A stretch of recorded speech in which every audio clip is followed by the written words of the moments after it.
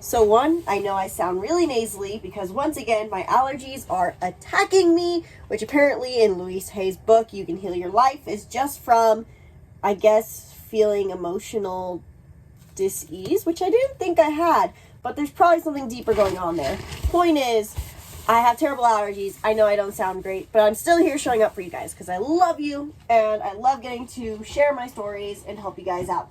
So welcome back to the channel. I'm Isabelle, your spiritual rebel friend, and I wanted to share an experience I had because it felt very powerful, and there's a few key lessons that were brought back up to the surface as a result.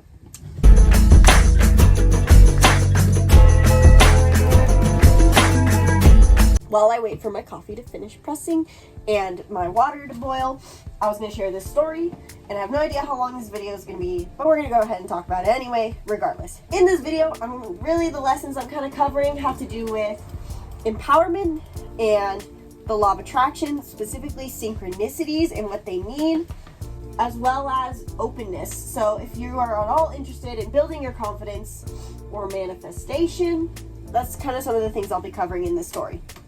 So, funny story. First of all, I am a huge musician. Gosh, English is hard. I'm a huge musician, or at least I was. Loud car. But I took a long hiatus. So I learned the guitar when I was 15, and I was really obsessed with it for a long time. But then in the recent last year or two, I really stopped playing. And it just caused a lot of frustration. I played a lot of gigs, and I learned a lot of music. I wanted to learn piano. I actually had a dream for a while that I was going to play at Under the Big Sky, the music festival in Montana. But I kind of gave up on that dream. Didn't feel right, basically. And I think this is ironic because I feel like this is just generally something I should share more of about me, because a lot of the people I end up working with are either musicians or want to be musicians, which is really odd. So I feel like this was fitting to talk about this more. So taking a hiatus from playing music. And the last time I really played any sort of performance or anything big for music was an open mic on June 12th of 2023. Now, fast forward to now. In that time, I haven't really picked up a guitar, but I was gifted a guitar by my ex, at the time boyfriend, and it was my dream guitar, so it was electric, and so I felt like I needed to learn it. So I brought it on this trip with the idea that eventually I'd make an effort to learn it, but have really yet to get around to it, but I had it. And Gabby and I are here in Wyoming, and Gabby's my sister, for those who don't know, and there's an open mic at this brewery. And so I thought, oh, that'd be fun. Like, maybe I'll play. At the very least, I'll just go and see other musicians play, because that makes me really happy to see other musicians doing things they love. So we went, and I was like, saying to Gabby, I like playing the guitar and stuff, but I wish I could just focus more on singing. Like, it'd be nice to play with someone. So then fast forward to that night, or last night, that is, and there's this guy who we briefly met who's camping in the same spot we were, who basically was like, oh, well, I play the guitar too, but I don't want to sing, basically. And so basically it perfectly worked out that we played a song together in the end, and he got to play the guitar and I got to just sing, and it was really fun. So after my long break from playing music, feeling frustration, frankly, with music, a little bit of a harsh critic, not even a little, quite a bit of a harsh critic, and I ended up playing last night, and it was fun. Now, it doesn't necessarily get me back into wanting to play music obsessively. It was just fun. And I felt like this story had a lot of wisdom to it, and it was a lot of great reminders about multiple things, other than the fact that my allergies are awful. First thing that it reminded me, the simplest lesson, which is having fun in life. Just doing what sounds fun without attachment to past experience. Yes, I'm spilling this. Yes, I've had experiences where, frankly, I've always crushed it in my performances, but I've had a negative self-dialogue about my performances. To let go of the past and not try to reference the past is a hard challenge. We naturally want to reference the past into our present for a sense of familiarity in all we do. And so to go play that open mic and try to not reference the past was a bit of a challenge. I got actually extremely nervous at one point, which is not something I normally do, because these two kids were up there who were crushing it, and it was the middle of nowhere, Wyoming, and people were being really quiet. So I created just this vibe of like, I don't know why I'm here. Why am I doing this? This is a terrible idea. But we are kind of committed. And so the first lesson of noticing if you're trying to do something uncomfortable, your brain is just referencing the past for a sense of familiarity. So what if you treat it like a whole new experience? In the end, I went up on that stage and I was like, you know what? Don't even care what other people think. Never done this before. We're going to tell myself, and we're just going to have fun with it. So what would it take for you to basically just be present in an experience and have fun? It takes a discipline. It takes a mental dialogue. It takes really checking your mental dialogue. So that was the first thing, reminding myself to just have fun and treat things as if you've never done them before. I cannot stress how much that is such a huge lesson in life, because while we can learn from our mistakes, not repeat our patterns, also trying to project the positive from a state of curiosity. All good things come from curiosity. People always say curiosity killed the cat, but the whole quote is actually curiosity killed the cat, but satisfaction brought it back. So living life from a state of curiosity, acting as if you've never done things before, really does help. Another lesson was synchronicity. It was extremely weird, as I mentioned earlier, that the last time I played an open mic was June 12th of 2023. And then yesterday, June 12th of 2024, I played an open mic again, and it was even weirder because I had gone with my boyfriend at the time last year, and he had played Something in the Orange by Zach Bryan, which is, I know, a popular song, but then the kids who come on right before me, that's the song they play. So it was a little bit of a synchronicity moment. And is that to say that, now that's a sign from the universe that I'm supposed to pursue my old music calling? No. On the note of synchronicities, because this was a reminder too that I feel like a lot of people don't get, which is the point I'm trying to make, is just because there's a synchronicity does not mean that you're suddenly supposed to do that. It's just basically a sign from the universe that you're on the right path. And it can sometimes be hard to interpret, but it's not necessarily, it's however you naturally want to interpret it is kind of what it means.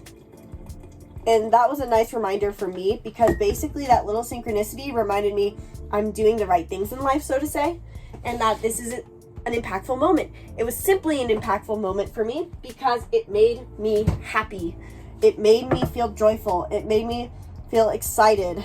I know that was weird. I kind of just sniffed my coconut milk there, but it's been sitting in my fridge. That doesn't work. So you have to make sure sometimes. So when you have synchronicity moments in your life, know that it's simply a sign from the universe that you're doing the right thing. You are in vibrational alignment with something. Simply a synchronicity in the end is just, a magnet, vibrational alignment with something else. So keep that in mind. The last note I wanted to make on this was empowerment. So I'm very good at playing the guitar, if I don't toot my own horn. I'm very good at singing. I don't feel like I am. People tell me all the time, you're so great, you're fantastic, you're amazing, you should pursue this more. But I don't feel like I'm very good at it.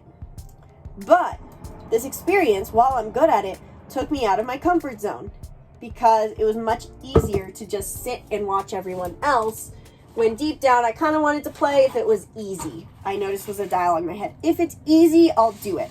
If the stars align, I'll do it. And they did. But still, to get up on that stage and sing without being self-conscious was really uncomfortable, to say the least. I was very jittery, very nervous, checking my lyrics every 5 seconds, even though I know the song by heart and could blare it out without any reference. But it took me out of my comfort zone. I was nervous, and afterwards it was very satisfying because we crushed it. We didn't even rehearse it. It was awesome. We just nailed it, basically. And I even played a second song, and some guy on stage who was managing sound, he took out his mandolin and started playing with me, and that was awesome because I love getting to play with other people. It just brought extreme joy, and it was a confidence booster because action is the secret to confidence. You know, the solar plexus is all about action, but it's not just action, it's aligned action. And so because it was something that I felt joy doing and felt slightly uncomfortable to do, it was empowering. And while I could have easily sat on the side and had a good night, it did influence my level of empowerment to remind myself, look, you're still capable of this. Basically, so the third lesson I'm trying to bring here is sometimes it's beneficial to do things that are uncomfortable, even if you either feel that you know you can do it, but don't want to, or if it's something you've never done before. As I recently shared, I towed my RV, my trailer, for the first time, and that's this example of doing things that are uncomfortable that take up leveling your skill set, that remind you of your power. But then there's also, you know, sometimes the experiences where you know you're good at something, but sometimes you just gotta force yourself to do it. You know, we simply have a fear of rejection, a fear of being ridiculed, and it's just simple primal mentality of being safe with the tribe. And so to do things that put you a little outside your comfort zone, that make you seen, is a challenge, but it can be something that empowers you so much. And it's a great stepping stone for getting yourself to do the things that feel more challenging. Who knows, maybe I will get back into performing, especially because I do deep down want to be able to perform with a group. But sometimes just taking that first step that is slightly uncomfortable, but you know you can do, can help you get there. In like the climbing sense, it's like how, you know, we have the grading system, and while I'm fully capable of climbing a harder grade like 11B maybe, getting myself to just climb a 10B, even though I'm right now just top roping, if I let it instead and put myself outside my comfort zone, be the next step. It's something I'm capable of, but you need those reminders, because if we're not expanding, we're contracting. That's Jupiter and Saturn energy in astrology. You're either in Jupiter, expand, or Saturn, contract. And so if you're not constantly reminding yourself of you're pushing your limits, you're going to start shrinking. And while yes, comfort is important, noticing when you're starting to feel devalued, insecure, lack of confidence, it's very possible you just need to do something that you're good at. Do something that plays to your strengths and that can help you re-up level.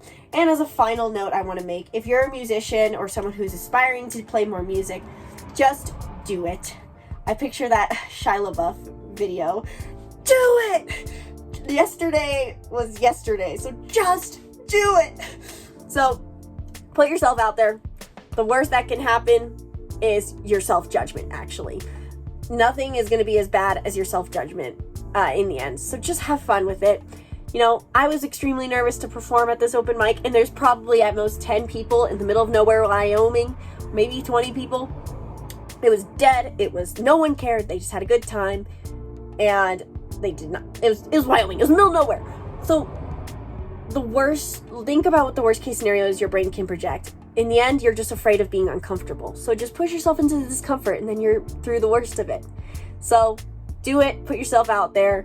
I believe in you. You're amazing. Even if you don't think you're amazing at playing music, you can do it.